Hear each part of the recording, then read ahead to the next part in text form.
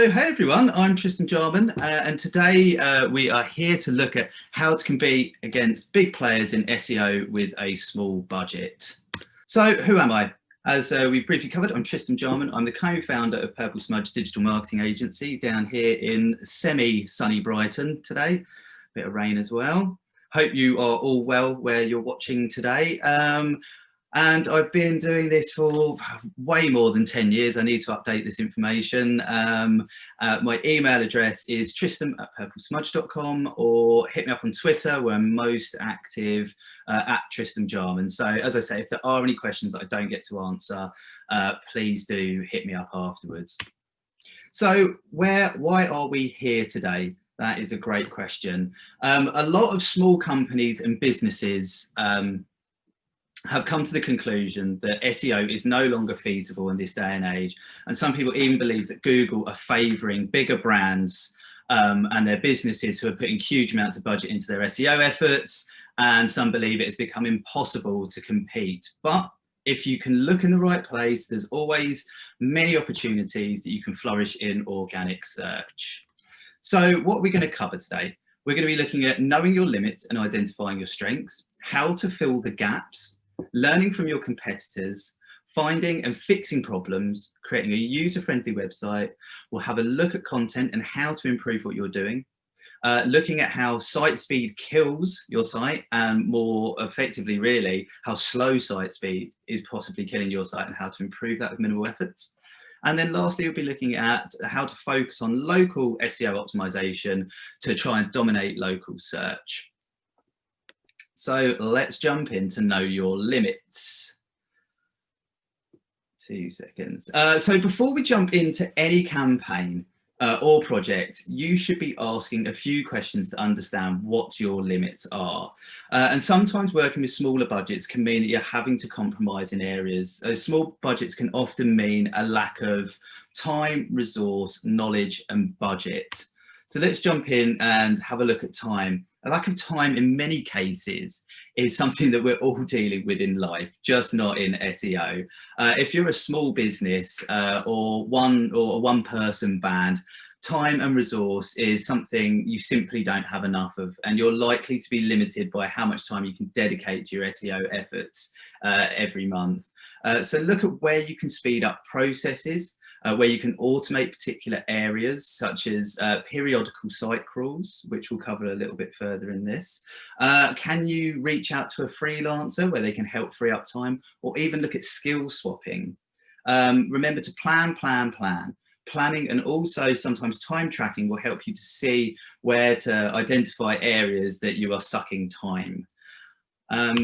So let's have a look at resource. So, knowing your limits and a lack of resource. In many cases, it might be that you have less resource than the big guns. The bigger budgets, and therefore, the big guns might have more staff resources at their disposal. That being said, you will have the ability to change direction and make decisions faster than some of these larger competitors and companies, because you'll have less sign-off processes and hoops to jump through. So think about where your resource strengths and weaknesses are, and where you can work on capitalizing those. And next up, we're going to be looking at, knowing your limits in terms of knowledge. So in some cases, it can be a lack of knowledge that's holding you back. So whether that's a new area of SEO, such as running a technical SEO audit, doing better keyword research processes, or how to build links and work on your digital PR. So some great places to start looking to sort of bone up on your knowledge are, and this is an extensive list. This is just sort of off the top of my head for you guys to take a screenshot, or this presentation I believe is available afterwards, so you can always come to this page and click the links. But upskilling your knowledge can be done in a number of ways. So there are conferences. A lot have been online this year, such as this one. Brighton SEO is one of my favourite conferences, along with the one that we're at today.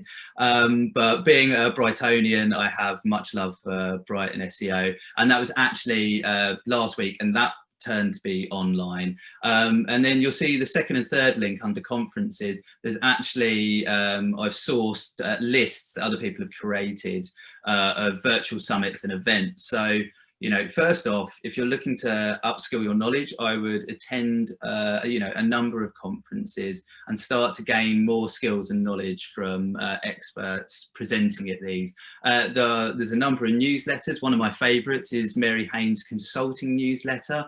It's very in-depth, it's very thorough. There's a free and a paid-for version. I definitely think if you haven't signed up to it, you should do. It'll give you, you know, up-to-date search information. Her team worked tirelessly to put this newsletter out, so it's some very good information. And then jump on social media and see who you can connect with in the world of SEO. There's a few Twitter chats that I put a couple of hashtags for that I get involved in. Ecom chat is great. That's every Monday, and that talks about e-commerce chat. So, you know, get involved, follow that hashtag. Even if you don't want to get involved, it might just be good to sort of view these chats, and you never know the topic that they might be covering might give you a huge amount of resource that you need. Then there's SEM Rush chat that's every week, and then there's PPC chat that happens. And there's many more hashtags that you can follow and chats you can get involved with. But I just thought I'd give you a couple that you can jump on. And then looking at webinars. So I've been involved with some webinars with Travel Payouts, doing the SEO traffic show, and I'm also involved with doing SEM Rush live webinars, along with a huge number of other people getting involved with webinars. But what's great is you can either be part of them live or part of them watching them back at your own leisure. But it's all free information and really good information. So I would take the opportunity to watch some of these webinars and bone up on your skills of, you know, trying to learn technical SEO or how to write better content, etc. And then here's a list of blogs that I've created for you. And these cover, you know, a wealth of SEO information and knowledge. And it's not limited to these, there are more, but I didn't want to overwhelm anyone. And then lastly, you've got online courses. So if you actually get hold of these links and click them, it will take you to the Udemy SEO page, the Skillshare SEO page, and the Lynda SEO page. And there's all courses on there on how to upskill your SEO knowledge. So hopefully that's given you a quick idea of where you can start upskilling your SEO knowledge. But if we then jump to having a look at budget, so as discussed in the previous slide, I spoke about a lack of knowledge and how you can re-look at that when it comes to limited budgets and looking at skill swapping. But budgets can most definitely be seen as a hurdle when looking to compete against the big players in your space, you know, and as we said, this could be staff, resources and software. But, you know, looking at money for assets and a lack of money often means that you don't have the budget to work outside of your skill set. So if you want to plan outreach campaign, for example, you might feel you're being blocked by the cost of asset creation. You know, for instance, you might have felt a designer, a media producer, content manager would have been crucial to get your idea off the ground. So identifying what your SEO budget is and what it isn't, and translating that into what in terms of what your resources and knowledge are, will give you a good idea of what you should be prioritizing. It also helps you stop wandering down you know, a path that isn't really going to yield, you know, great results. And then, so if we have a look at identifying your strengths, so you might feel that you're at a disadvantage due to a lack of budget, but what you're already doing well. It could be that you're an absolute content machine. You love writing and producing content, or you're great at digital PR and building relationships and creating compelling stories. Or do you have access to a great developer? Looking at an element of work that comes easy to you in your plan, that way you'll know that you're guaranteed to have some success with your efforts. And your brand might already be well known in your industry or local area, so you could look to capitalize on that fame and build backlinks and gain reviews.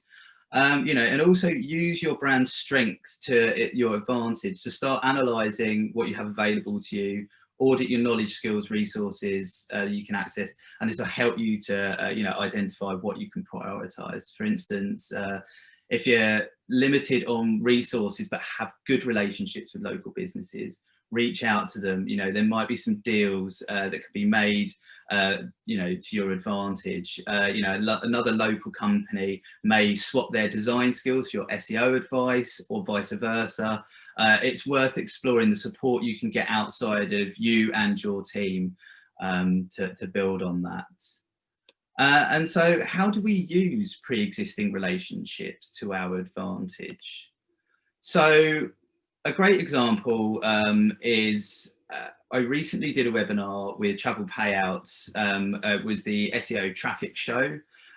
We've got another one tomorrow, so I believe we'll be popping some links into the chat over the course of this presentation. So if you want to be involved with that one tomorrow, please do. But one of the sites we looked at was a website on you know, the area of Austin and what you can get up to in Austin, Texas. And they've created some great blog content. And when it comes to creating content such as this page, which is the top yoga spots in Austin, Texas, you know, you may already have a relationship with local yoga centers as you're doing a write-up. You can get in contact with these yoga spots and let them know that you've written a piece of content and whether they would be interested in pushing this content through social media. Something like, you know, we're delighted to be in the top yoga spots in Austin, Texas on this website. Secondary to that though, is are there any key contacts at these companies that you're doing lists and guides for that can add further context to your content? So what I mean by that is either within the piece of content you're doing, or as a secondary piece, diving in deeper onto yoga, benefits of yoga, places to practice yoga outside in Austin. You see where I'm going with this. You can start to see how this initial relationship can grow and work as a mutually beneficial relationship. So also creating niche specific content that possibly the big players aren't. You know, possibly they're not creating that content as they're not such bigger traffic driving terms. Could you also do interviews with any other companies that you have pre-existing relationships with? You know, be a travel guide writer for websites you feature, be that go-to person, make yourself a trusted authority in your space. So how are we going to fill the gaps when we look at things like budgets? So as Wu-Tang says, you know, and as you might feel, cash rules everything around me. But you might be thinking that budgets are one of the reasons the big players are ahead. But did you know there's a wealth of software and information and data out there that can be accessed for cheaper than you might think, and in a lot of cases free. So sometimes it's not how much information and data you have, it's what you do with it. If budgets are an issue, there are many ways you can use cheaper or sometimes free tools to help you accomplish what you need. What I mean by that is this slide that I put together. So here's a list of free tools I've compiled. This isn't an ultimate list by any means. There are many more, but I thought this would be good for you. So if you're watching this live, don't worry about taking any notes. This is available after.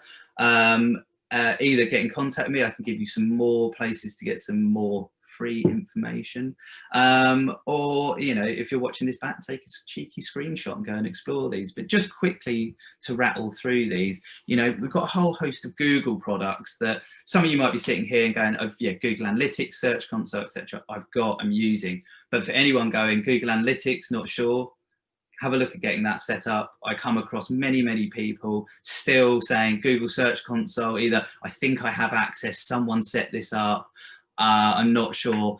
Make sure that you've got that set up and linked to your site. And then Bing Webmaster Tools is Bing's version of Google Search Console.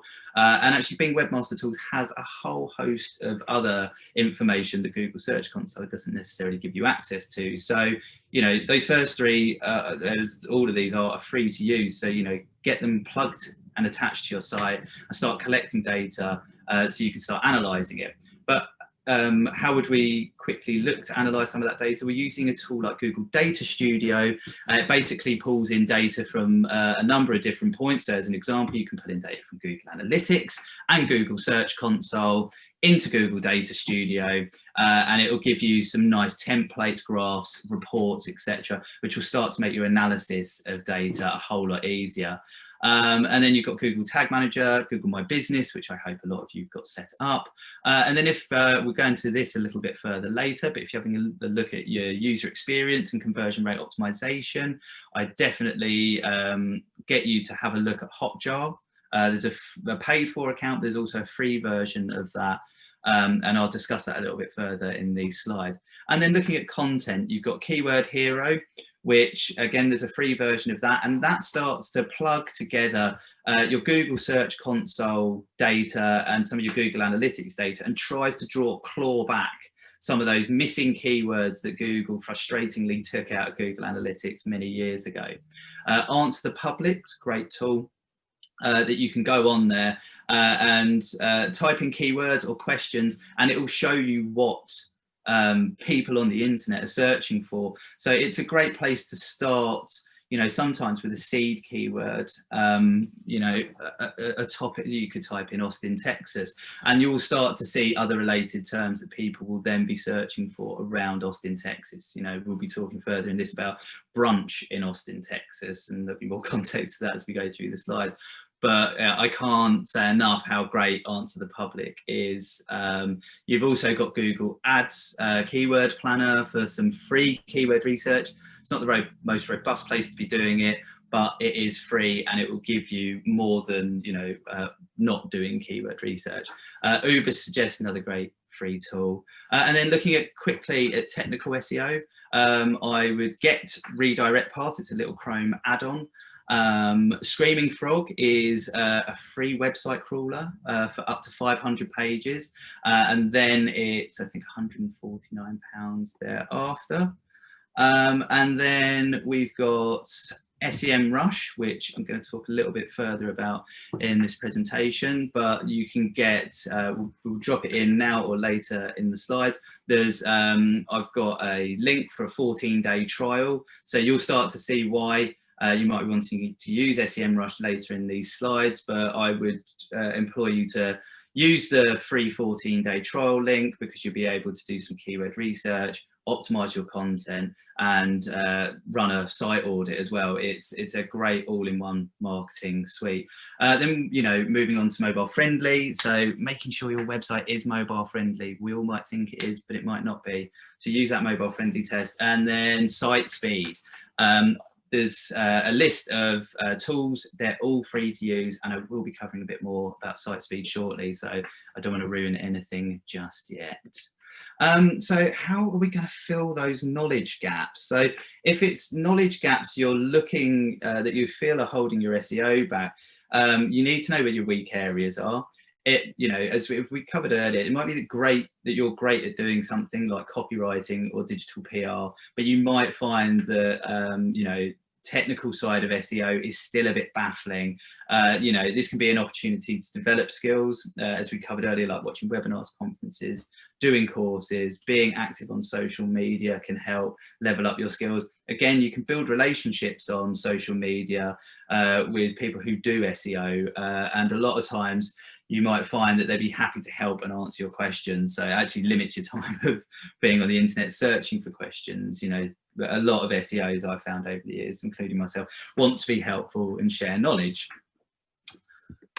So carrying on with that, you know, if we look at how we're going to learn to fill those knowledge gaps, so look at what knowledge gaps areas you need to fill yourself, your staff, and your business, and create a plan of how to gain further knowledge. For example, if you're looking to run a technical SEO audit on your website, something you just found out about that you need to do on your website, and you don't know how to run a technical audit before, how are you going to run one? Or, you know, then once you've done it, what are you going to do with that information? And as I say, I'd recommend examples of, you know, watching, reading, whatever works for you, a few technical audit videos or blog posts, and start to understand more on running a technical SEO audit.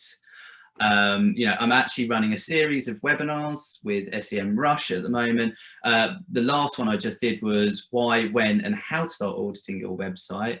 And I'll be following up later this month with an episode on doing a live SEO audit. And then have a look at how to collaborate and Skillshare. So, how could you network, meet people that you can either collaborate with or skill swap with to close those knowledge gaps. For example, we'd all like to know more information, but it might be the simple fact is you can't start learning technical SEO at the moment because you've got so much on your plate. That is life. Here's where the digital networking really comes in, and finding people that be interested in skill swapping. As we discussed earlier, are you a great writer or photographer, and how can you swap those skills with someone else? And then looking at how to fill the gaps by starting small. I remember many moons ago, SEO seemed to be, and this was many moons ago, SEO seemed to be a minefield. And the more I learned, the more I realised there was still to learn, which can sometimes be a little disheartening. But starting small is key, just as much as walking before you can run. So when it comes to SEO, there are many areas to focus on. The more areas you focus on, the more you have to manage, and sometimes that can get out of control quickly if you're new to this.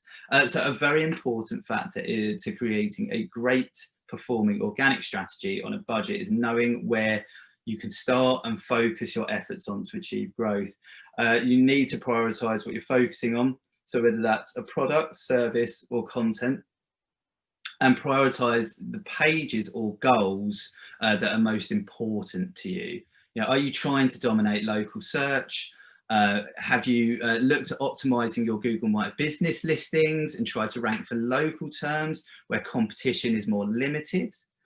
You may find you are able to achieve more for one or two pages than if you're trying to spread yourself across your whole site. So think, plan, execute, and start small and build from there. And so learning from your competitors. So firstly, learn from competitors. Don't just copy and do as they do. This will only mean you are following the leader. Try to be smarter and more clever with what you have at your fingertips. And one way of saving some time and resource is by looking at what competitors are already doing. So what can you start doing today then? Well, you can start finding out today what backlinks your competitors have and where they come from. See if any of those links are worth any of those sites are worth approaching for your own links, because there's something you can offer. What keywords do your competitors rank for, and what don't they rank for? Are these keywords that your competitors rank for badly? Are they long-tail keywords they're not, or are there long-tailed keywords they're not ranking for, leaving you to step in? And quickly, what do I mean by long-tail keywords? So if I give you the example, I used to use the example of iPods, but I'm not sure iPods are made anymore. So, if you're out searching for an iPhone's very short-tailed. That will have huge competition, the word iPhone. But the longer sort of the sequence of keywords you put in, so you might be then searching for an iPhone blue, iPhone X in blue, which is 20 gig. That's a far longer tailed term, which may therefore have lower competition and something you can sneak in on. I realise iPhone probably wasn't the best example, but I will be talking about a website that I've reviewed before and how to start off with sort of shorter tailed keywords and how to build those out to longer tail keywords that, as I say, your competitors might not be going after because the search volume will be lower. Now, don't necessarily sit there and think, oh, low search volume, not worth it, because that might be your way of building up your site, is going after a whole bunch of lower traffic search volume keywords that you can start building your site upon. So I always think it's good to have a mix of short-tailed and long-tailed keywords and understand how their copy might be outranking yours, and use that to your knowledge to improve your own. So is there a better layout? Are they using images better than you? Are they using video content and you might not be? Or are they using video content that's more engaging, explaining questions, processes, situations, something like that? Other areas you can utilize when learning from competitors, you can see who has a featured snippet you might be covering and improve your copy. So, it's structured similarly to ensure you give a better answer to the searcher's question, and then maybe you can take over that position. But it has to be stressed though that just because another site is doing something doesn't mean your site should be doing it.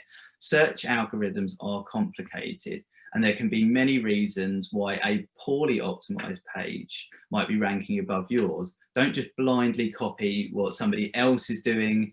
Ensure your changes fit in with what you know about the algorithms. And it's crucial that you don't look too far off of your website's industry for inspiration. They won't be your competitors. They're not the websites that are your competition within SERP. So therefore, the reason they're ranking #1 for a term might not be as relevant to your site and why you're not ranking for it. And just a couple of tools to use to spy on competitors. A couple we've already covered before. Ubersuggest, SpyFu, SEMrush and Ahrefs, and then for social media you've got BuzzSumo as well, and you can also use Google's advanced search operators. If we've got time I might cover a bit more of that later, but work out which area you want to look at your competitors for and create a plan, whether this is creating more long tail niche content through to link building. I'll give you, as I say, I'll give you some examples towards the end of this presentation of how we can explore that further. So fixing problems. I can almost guarantee there will be a problem with your site. If there isn't a problem, then you're awesome and keep doing what you're doing. In most cases, there's always an issue with a website that needs to be resolved and also monitored moving forward. As I always say, you can create the most beautifully written and crafted content, but all your hard work can be for nothing if your website has some fundamentally flawed technical issues. Now, what do I mean there? You really don't want to be wasting your time and money on creating content for your website if your website is suffering from some severe technical SEO issues, which could be hindering how Google crawls, indexes, and then ranks your sites. I talk about this a lot with people and clients. I always recommend understanding what your website health is before diving into any particular direction of SEO. I would highly recommend running an audit on your site.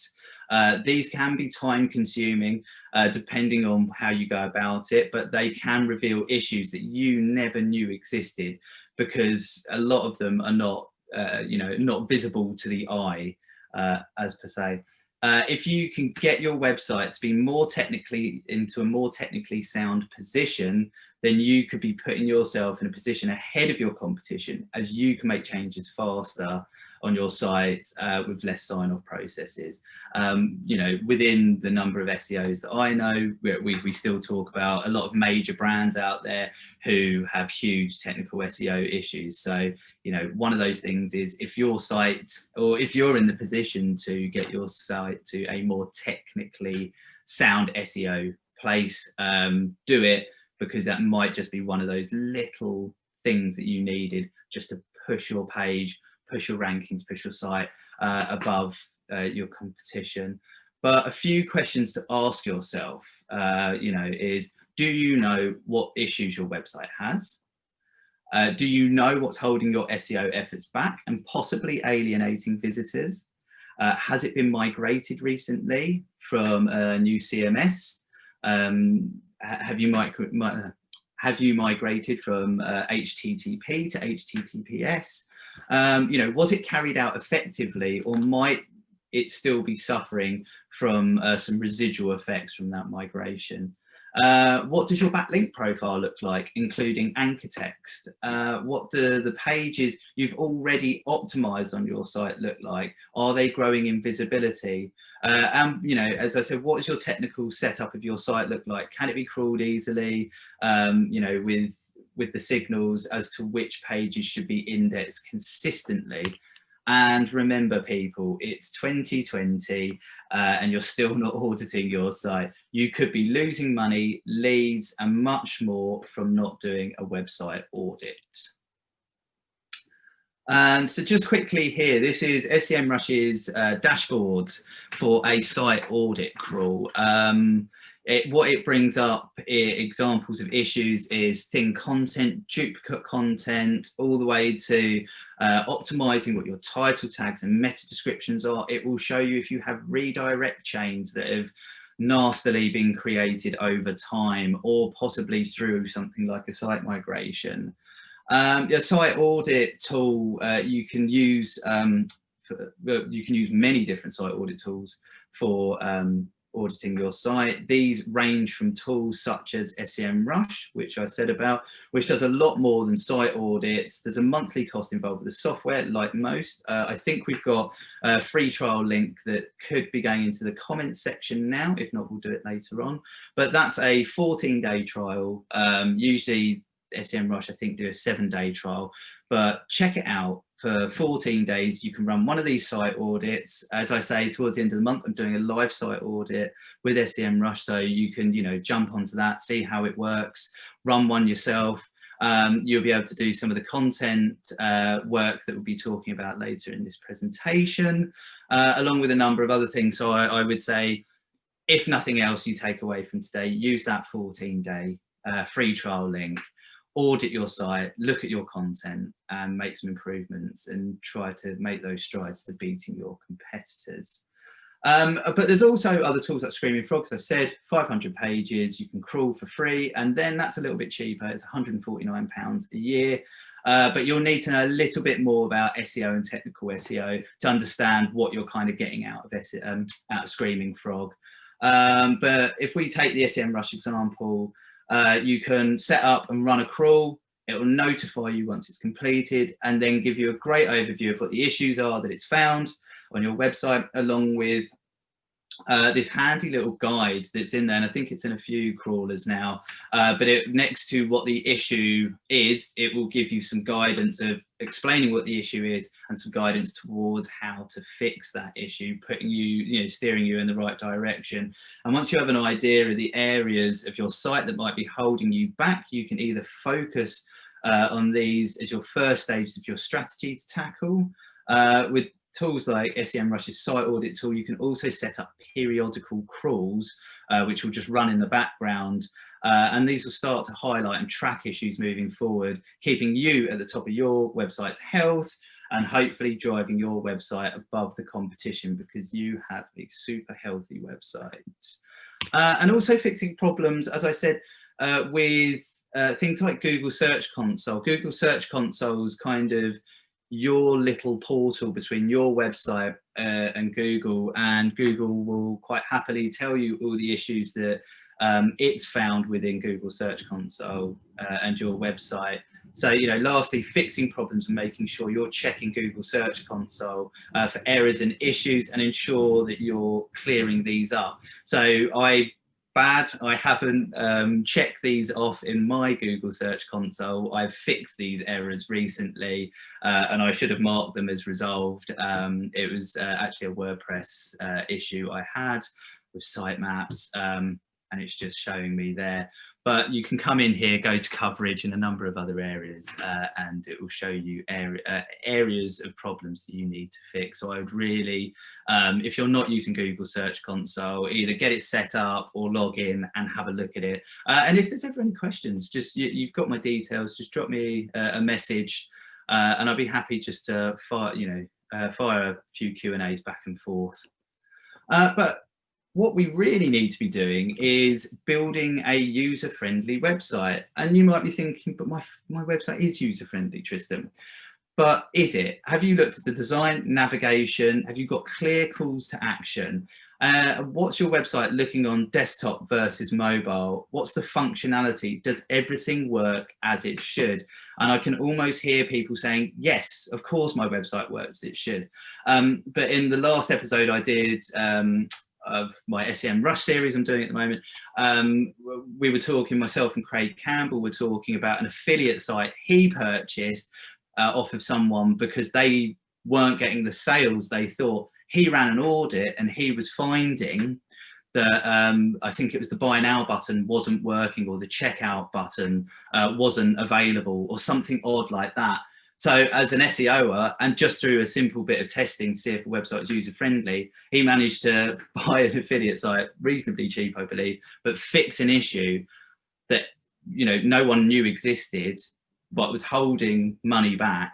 They fixed it, and now they're moving towards a better direction. So, you know, make sure you're having a look to see if your website's user friendly. Have a look at its site speed as well. You know, as I said, is your site speed, is your website user friendly? Have you tested it? You know, this can be through paid for user testing, or even just by asking people that you might know to complete a specific task on your website and seeing what the results are. There's no harm in testing to whatever level you can afford, have access to, but I always employ people to either test yourselves or find people who would be happy to test if you don't have money to pay for user testing. And so as we move on, we'll have a look at Hotjar, as I said. So Hotjar is a great tool. It can help you gain more insights on what people are doing on your website. As I said, there's a free option. This is limited, obviously. You can only attach Hotjar to 3 pages on the free version, but it will start to give you way more insight on your website than you have at the moment. This slide here shows you the heat maps. So this will record on 3 pages on the free version where people are hovering over and heat mapping on your website, starting to make you think, you know, are people hovering over areas that they may think are clickable, but they're not clickable on your website? So say an image in a banner on your homepage, as a quick example. People might be hovering over that, expecting to do something, and it's just an image, just sliding image, doesn't click through. But from looking at a Hotjar and heat mapping, it might show you that you might want to try and make that image clickable, and then you can see what the results are. Have you increased conversions by just making a simple change like that? There's also an awesome tool in there where it records exactly what a section of users are doing on your website. So you can start to see literally how people are using your website, which for me, I think is pretty awesome. And then lastly, it does give you surveys as well, like this example. So it will give you feedback on questions you can deliver to people that are on your website. And if we just look at those 3 areas of heat maps, recordings and surveys, we can obviously start to garner and gain more information on how our site works, functions, and user satisfaction, because at the end of the day, we want to increase that user satisfaction. And as I said, is your website mobile friendly? We live in a mobile first world, but is your website mobile friendly? Do both desktop and mobile versions of your website function and work seamlessly like each other? Firstly, I'd recommend you running your website through Google's mobile friendly tool.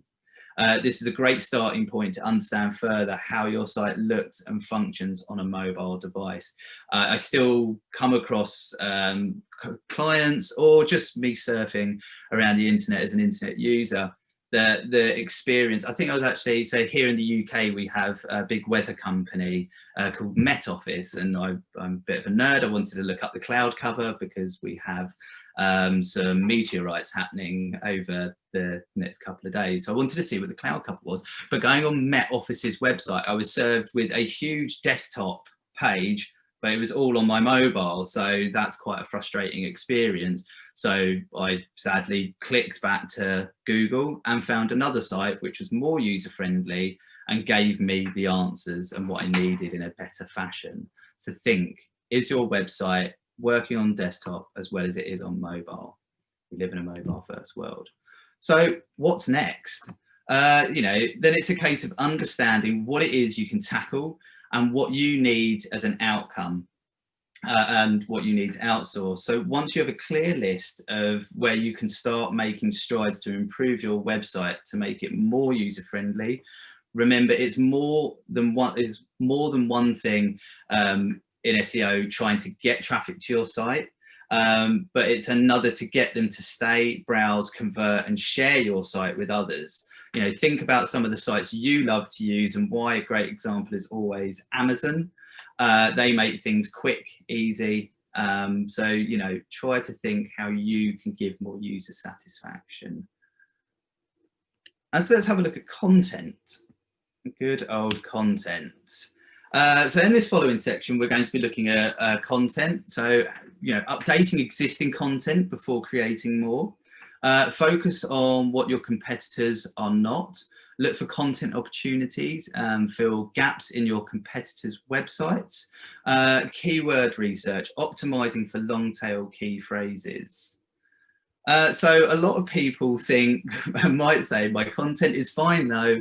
Why would I optimize it? Content is king.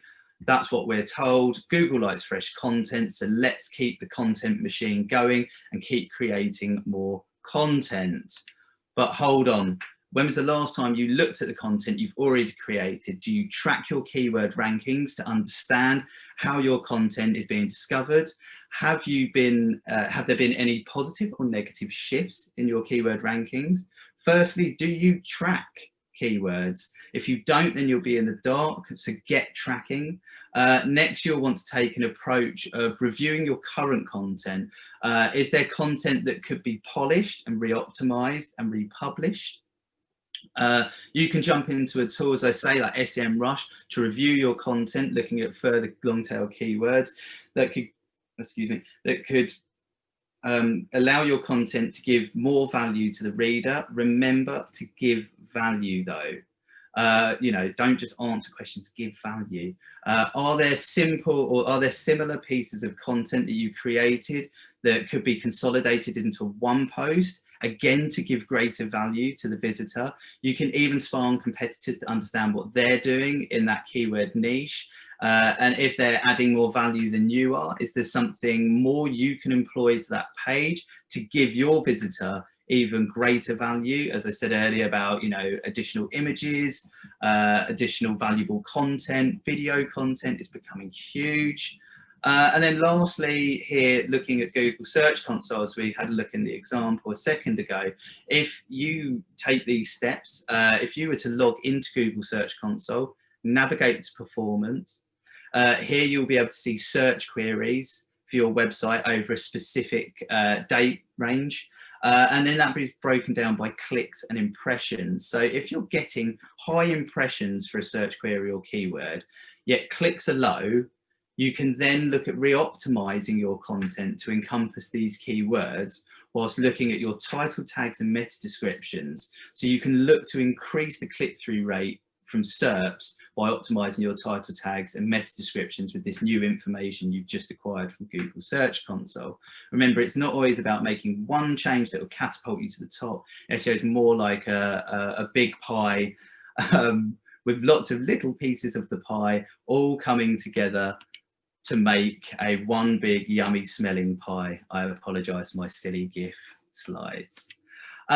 So moving on, we'll have a look at, speed kills, or in this case, it's quite the opposite. Slow speed can kill your site, or at least your conversions. Have you ever looked at your site speed, or when was the last time you checked your site speed? So here's two graphs.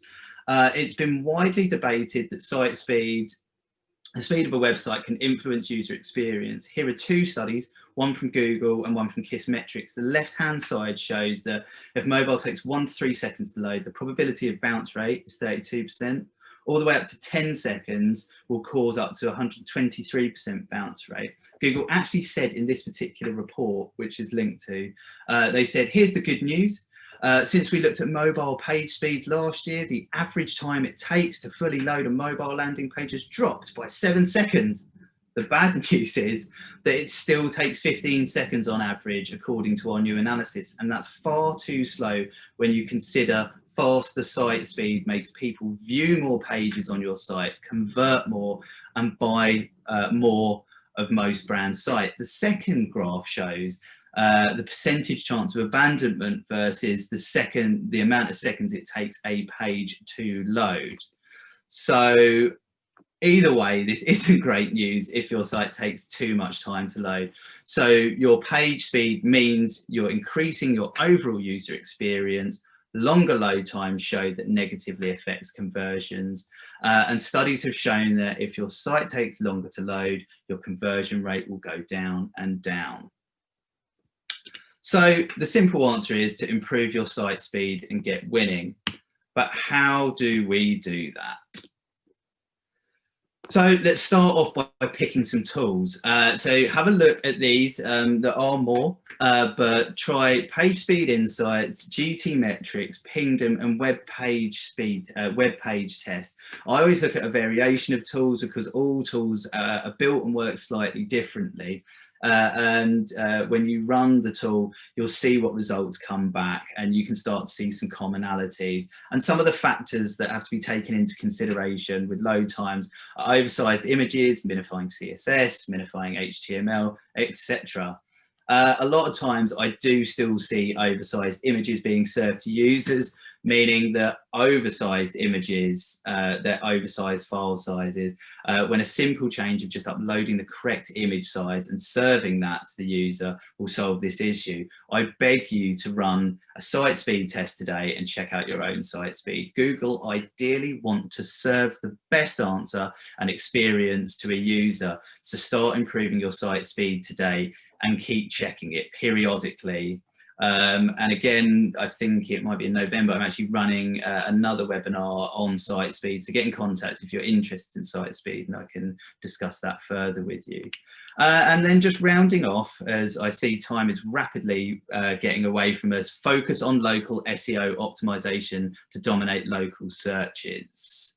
So as we briefly looked at this example site earlier, I spoke briefly that they do have a number of blogs listing categories that are related to brunch spots in Austin.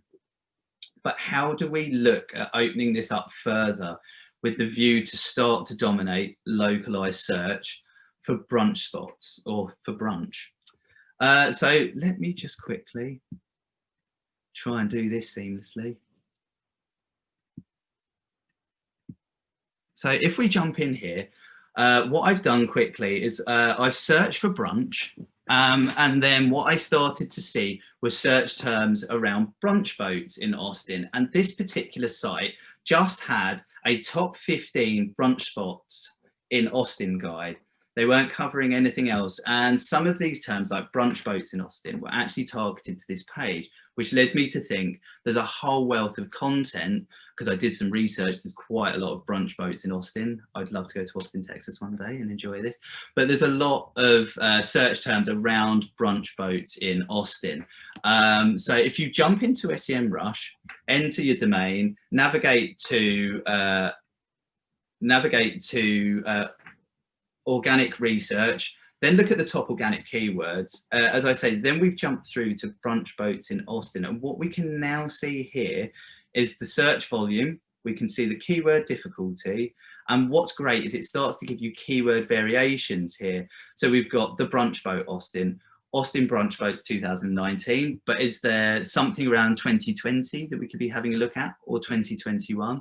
Austin brunch boats, and then you've actually got some other related keywords here. And what's great, hopefully this will run here, is we can actually have a look at the top searches or the top ranking sites for brunch boat Austin, and we can start to see 1 to 10 and then all the way up to the 100 spot. But we can start to have a look at referring domains, backlinks, search traffic, etc. So you can start to really gain more information about what your competitors are doing and other opportunities around longer tail keywords. You know, do you have a list of all the neighborhoods in this example of Austin, you know, uptown, downtown, I don't know any other areas at the moment in Austin, and each restaurant or boat that sells brunches in that neighborhood? So, you know, there's a huge opportunity here to use tools like this to start to build out and see what your site's ranking for, what terms you rank for but might not be hitting the mark. But if you wrote a new piece of content, as I say, this particular site I looked at didn't have a huge wealth of brunch boats in Austin, but that's a whole blog post or guide in itself, and then you're building a whole bunch of relationships with those people and companies. Just to say a quick thank you, and apologies, my internet died towards the end of the presentation, but I just want to thank everyone who's watched today.